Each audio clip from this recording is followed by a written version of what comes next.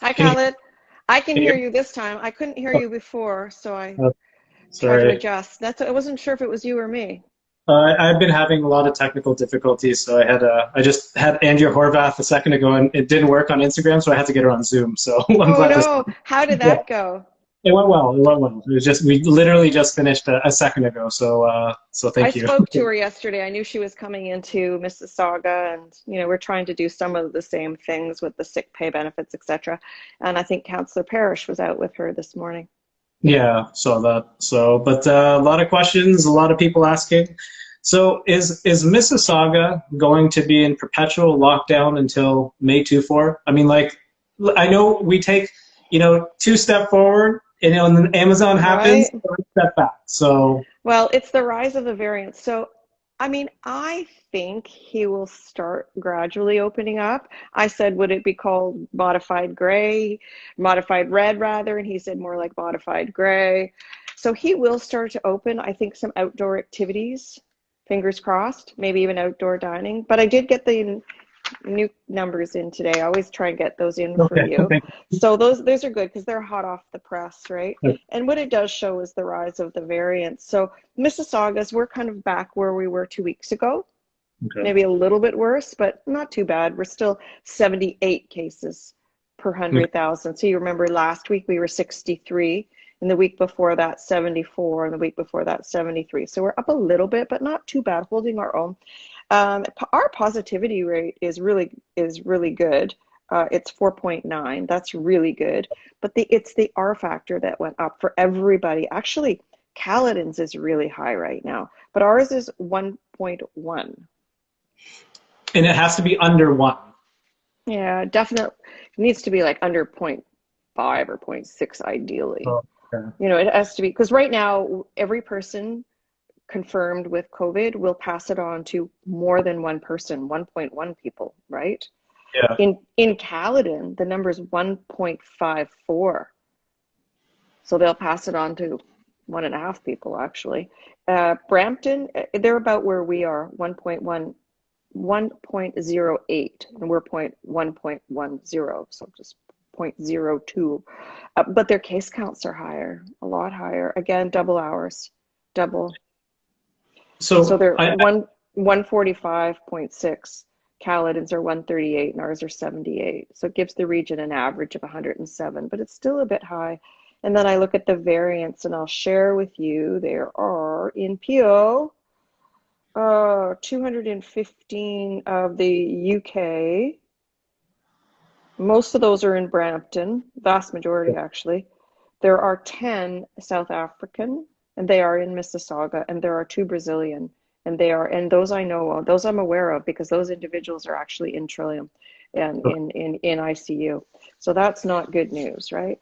So, I mean, I think the weather is soon to be becoming a little nicer. He will start opening gradually, perhaps some outdoor activities, some of the outdoor sports, or not team sports, but more training related, I think.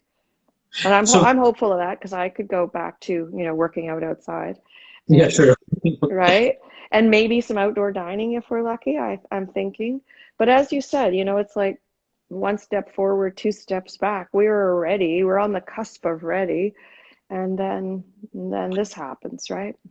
So you mentioned at the very beginning of the show, if we can call this a show, that there could be a modified gray. With the modified gray, can we actually see capacity limits indoor dining? No, No, straight no. Okay, okay, no, okay, no. We won't see indoor dining in a modified gray. okay. It'd have to be We red. Correct. Okay. Correct. And then, once we get to red, I'd like to start making the case for capacity limits like we have in retail and in grocery stores. Grocery stores is 50%, retail 25%.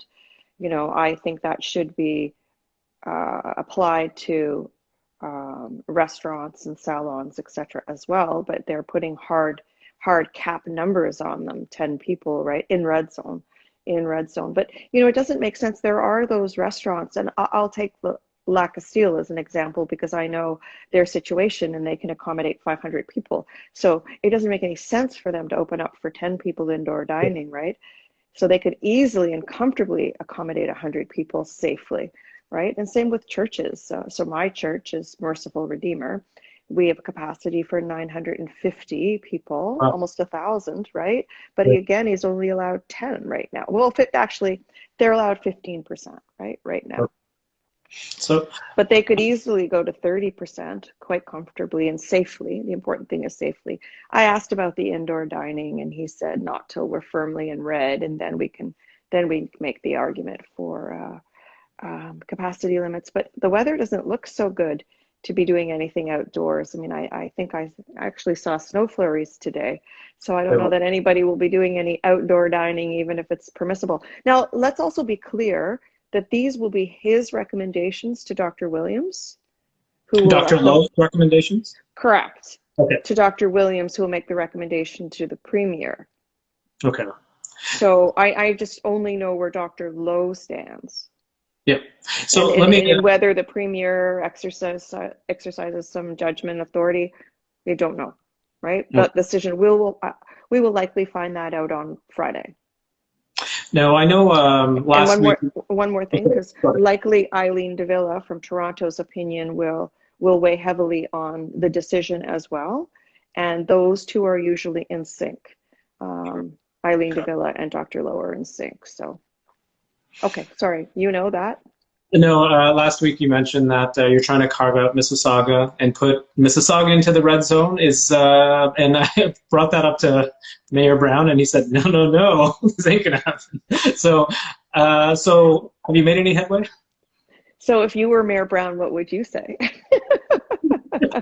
Well, am I the mayor of Mississauga? No, honestly, I mean, I've tried to make the case. Yeah. They're not ready, and I think the desire is that we all go together, even though I could easily argue, especially in the south of Mississauga, the case numbers mirror more closely Halton Region and Oakville, and I know many people are going over to do shopping and dining in Oakville and Burlington.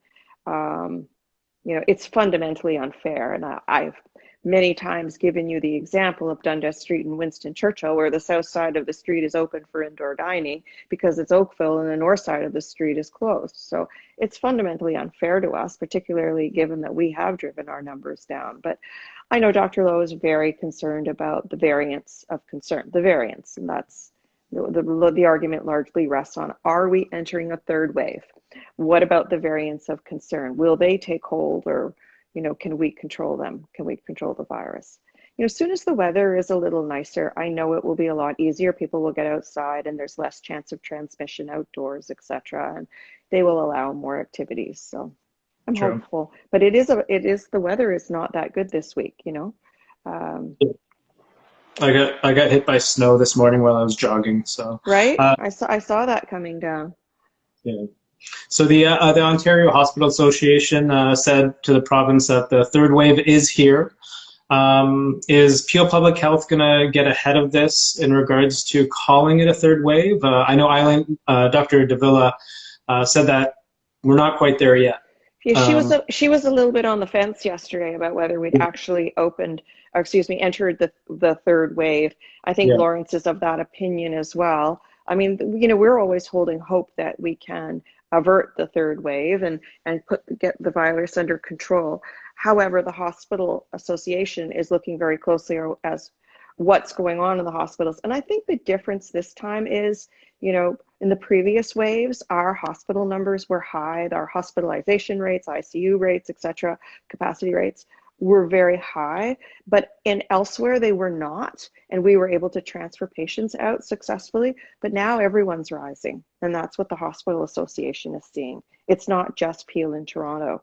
It's right across Ontario that hospitalization rates are on the increase. Because some of these new variants, I mean, they haven't characterized them yet, other than they are very transmissible. Some of them are very severe. I will share with you that I believe that the Brazilian variant to be very, very severe. I know the 2 people in Trillium Hospital today are quite critically ill with the Brazilian variant. So, I think primarily that is their concern, the rise of the variants and hospitalization rates. And before it was just us, but now it seems to be everyone. I know the Amazon plant is in Brampton. right? But it does affect all of us because it's a appeal public health matter. What's the latest on that? I know there's an appeal going on by Amazon. Have you heard anything? Yeah, we spoke about it last evening, whether there was grounds for an appeal, but certainly public officers of health, Dr. Lowe has enormous power and authority in his role, particularly when he invokes his Section 22, which can close down a business or an industry as he did. I mean, I think that it was about 10% of all their employees had tested positive at some point, enough to give him concern that the right protocols weren't in place, not despite what they're arguing. Uh, you know, um, I know that they do have protocols in place, but whether they have to do more or go further, etc. So I would pause your online shopping. They're going to be closed for 2 weeks. And even if they manage to get it lifted, which I doubt, it wouldn't happen within the 2 week time frame. Those people will be home. They'll be in quarantine, self-isolating. And the good news is Amazon said they would pay them for being off, sick pay Oh, benefits. Mm-hmm. everybody, all 5,000 employees? Yep. Oh, well, That's what I heard announced. okay, cool. That is I, good news. That is very good news. that's great news. Yeah. With Amazon being closed for 2 weeks, do you think this sets an example for kind of like other workplaces to kind of say, hey, let's do something, and Yes, something. I truly hope so. And I think we saw the first example with Canada Post, and they seem to get it under control. But I know that public health went in. I think the Ministry of Labor went in. They looked at all the protocols and sent many people home, and they started doing the rapid testing. I thought Amazon was doing the rapid testing as well.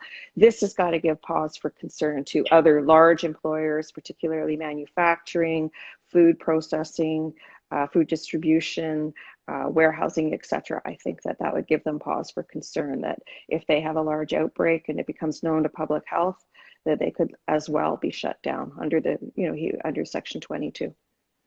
Okay. And there's new information with the AstraZeneca vaccine that says that Yes. people over 65 can Yes. now get it. Does this change plans for PPH, Peel Public Health? Yeah. Good. That's a good one. Not that I'm aware of yet. So certainly, you can register online, as you know, with Trillium Health Partners, call Peel Public Health, get your 80-year-old relative, family friend, parent, grandparent registered for their vaccine. The vaccines that are being administered there are either the Pfizer or the Moderna, and we know that shipments are arriving daily. So we're very grateful for that. And I know we're expecting very large amounts of shipments for those vaccines next week as well. So, I'm very hopeful.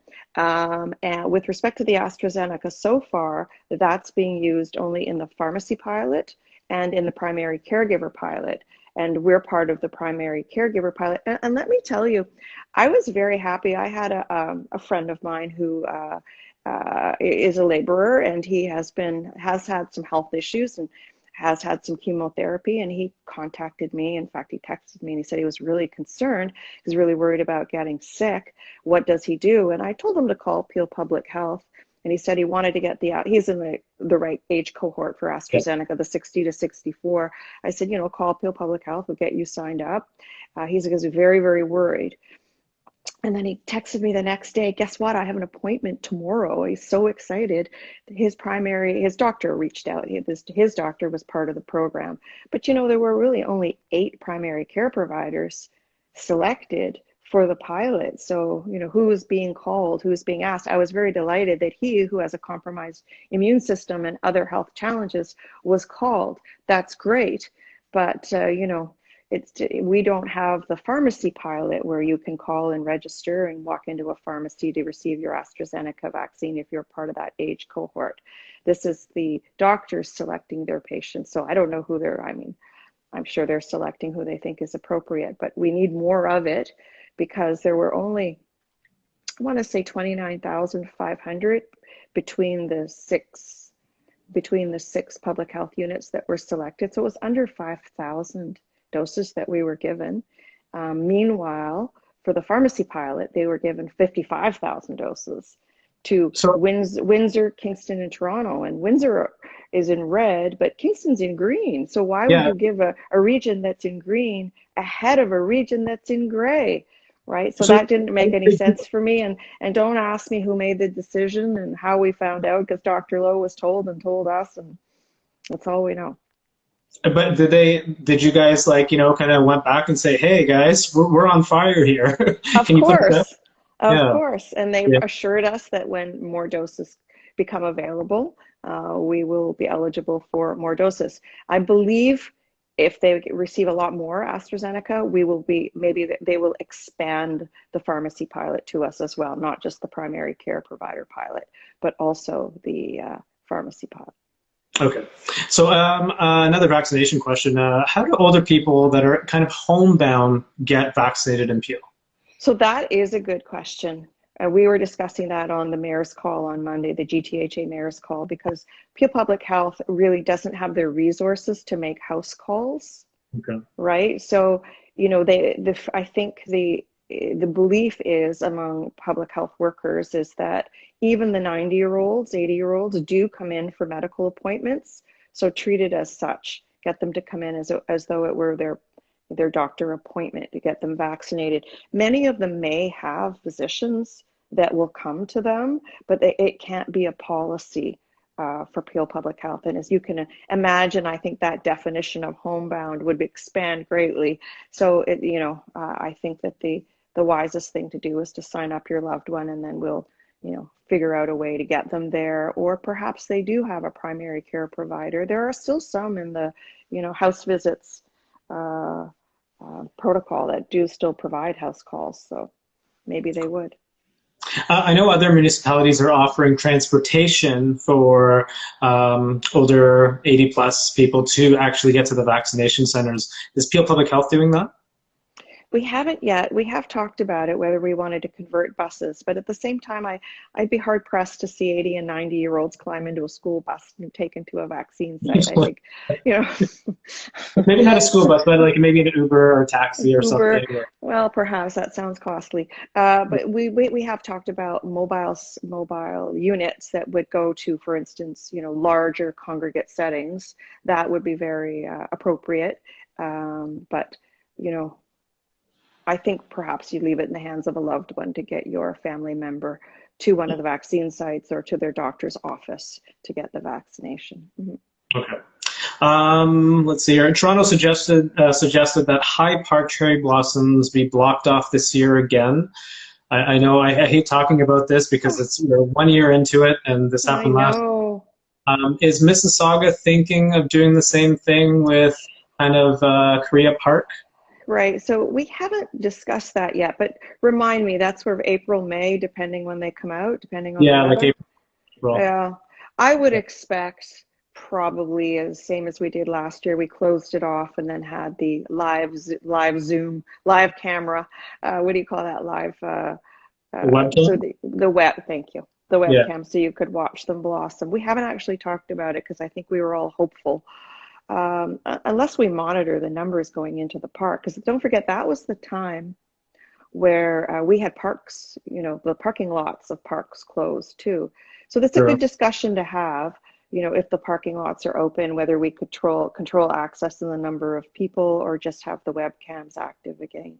Yeah, we're yet to have that discussion. I think we were hopeful we'd be further along. Yeah. True. Okay, I'm going to get to some viewer questions here. I usually blend it into the other questions too, but can visitors to Canada who have stayed here for more than 6 months get a vaccine? I want to say the answer to that is yes, because I know of people who went on the pharmacy pilot, called, registered, and went and had a vaccine, and they were sort of permanent residents or here for a long time. I think they're just asking for a postal code of where you reside, not necessarily your citizenship, you know what I mean? So I think the answer to that would be yes. Okay, but I guess just to make sure, call Peel Public Health. Right, call Peel Public Health or the provincial hotline, right? To register, you can call or you can go online. I'm sure it'll be quite evident when you try to register online whether they're going to ask you those questions. But I know of people who have gone to are from different regions and went into Toronto to have their vaccine at a pharmacy. I'm aware of that. I know people who have texted me, said they were vaccinated. And I said, how did you do that? And they said, we went to a pharmacy, made an appointment, went to a pharmacy. So they are accepting people, and didn't seem to matter that their address wasn't a Toronto address. Interesting. Okay. When will people with disabilities get vaccinated? Yeah. So I know that Toronto has given some special consideration with people that have underlying health conditions or multiple conditions and health challenges. We haven't quite got there yet. So people with disabilities, I guess at this point, are still falling into the age cohorts. But certainly call Peel Public Health and ask those questions. And I really think that we're going to turn a corner next week, because we're expecting very large shipments to start coming in next week. I mean, in the millions of doses to Canada. And I think things will greatly change and greatly improve with availability of vaccine and the number of places you can go. And I think we'll get through that 80-year-old cohort quickly, go into 70 and then 60, and then soon we'll get to you, Colin. When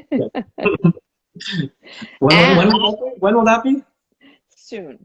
Soon, okay. Soon. All right. I do have a very special guest coming to my press conference tomorrow to talk about the importance of being vaccinated. Who?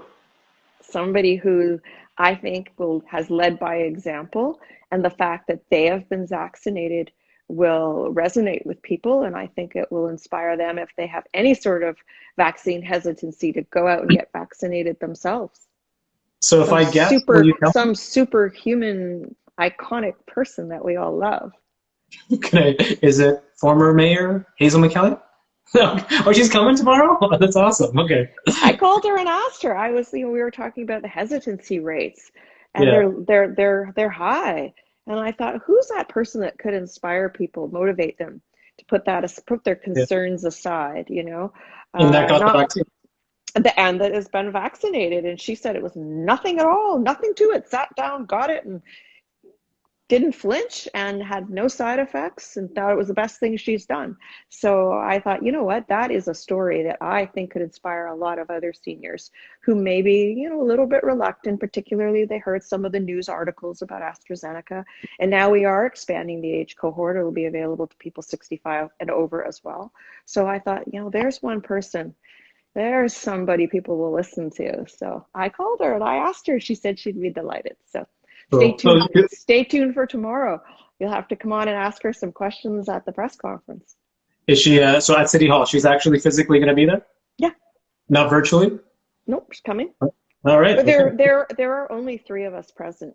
Myself, Dr. Lowe, and my assistant in the council chamber. That's it. And so...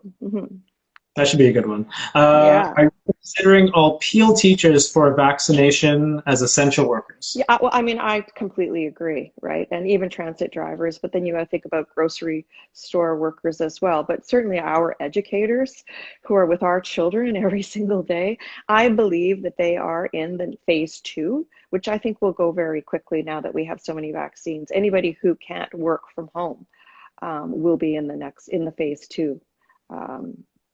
Of the program. So it will come very quickly, but I do agree they are essential. And as you know, we passed the motion last week at Peel Regional Council to bring some of the AstraZeneca vaccines to those large employers where we know there have been outbreaks, and offer the vaccine to ensure that they can safely go to work as well. The larger employers in the manufacturing, warehousing, food processing, etc. To date, we just haven't had the supply to make that happen. And of course, the province has their own framework with respect to age cohorts, right? 80, 70, 60, and they've defined what essential is. And we've done all the essential workers in phase 1, and we're leading into the phase 2 essential workers, which will be police officers and educators, transit drivers, etc. Anybody who can't work from home. Perfect. And another question we have here: when will Mississauga be holding programs for children? Oh, as in camp programs? Yeah, camp. Yeah, we're trying to make some decisions about camp programs and whether they'll be allowed. So we don't know, we haven't quite made that call yet. Of course, children can go to school, so why shouldn't they be able to go to camp is the rationale, right? So we get to have that discussion, but our community centers are still closed, right? So I have to have the ability to open those, and I'm still kind of hopeful that we'll get there. I'm within the month, and then we can offer the camp programs again. Cool. Last question. My son Utah wants to know if we can do one movie night in September or October. That's what I'm hopeful. Tell him the mayor's with him. We should do Yeah? that. Okay. I'm with him, hopefully. What's the one movie you'd pick? Casablanca. Oh, really? That's a classic. Okay, Oh, I it's watched my that. favorite. That's my favorite. You can probably say this up. So, I had the opportunity once to see it at Roy Thompson Hall being screened with the orchestra playing the sound, playing the background music, playing the score. how amazing was that? Oh, now it's my favorite movie forever because of Nice. just that one experience, right? Living with that memory. I hope we can do that again one day. Imagine seeing live theater, live performances, live music again. But Mayor Crombie, Dining indoors at a restaurant too. you just brought up an idea for maybe next year at Celebration Square. We play the movie and have a live orchestra, have the MSO play it. Wouldn't that be fabulous? We've There got to you go. raise that. Yeah. Great idea. See, these two minds, woo, we make stuff happen too. So that's all I have. Is there anything else you want to bring up? I think it was the COVID heroes or do you want to talk about? Yeah, let's do that. So I really want people recognized. And as of last week, we only had about, I think it was 153. And I know there are so many more. So we put a bigger push on it this week. And Okay. having my staff go back into the records of all those companies, that donated so much and retooled, and let's acknowledge them as well. And so the only group that I've kind of vetoed is the politicians, because I really feel that that's in the course of our jobs, that we should be doing that. That's not extra. You're not a hero for doing what you're supposed to. So there were a couple that were nominated, and I said, yes, I recognize they had been out in the community, but no, that's what you're supposed to do, and you're not supposed to be staying home. So yeah, so anybody, please send in your nominations. Look on my website, Mayor Bonnie Crombie, mayorcrombie.ca, or the City of Mississauga's website, mississauga.ca, for information how to nominate someone, just someone who went above and beyond to help. And we can say, yes, that's the spirit of Mississauga. That helps our city be more resilient. They stayed home, they sewed masks, they prepared meals, they delivered food or medication, they called seniors, they raised money for PPE, they raised money for the food drive, they donated food. Those individuals that made a difference. And I want to reach out to the faith communities, because I remember when I was doing my town hall calls, a lot of members in the faith-based communities were doing all of that, but of course they didn't want any recognition. But this is that one chance. Let's recognize everybody who went above and beyond, please. So we are going to have the big sculpture, the statue, COVID Heroes, at Celebration Square. You can go down and take your picture with it. You will get a certificate. And I'm still hopeful that I can get everybody's name on a plaque etched on a wall at City Hall. So that's my goal. We'll push it hard on Mississauga.com. Thank you. Yes, Ashley wrote a great piece, so just push hard. Awesome. Mayor Crombie, thank you so much. I'll catch you next week. Thank you. Bye.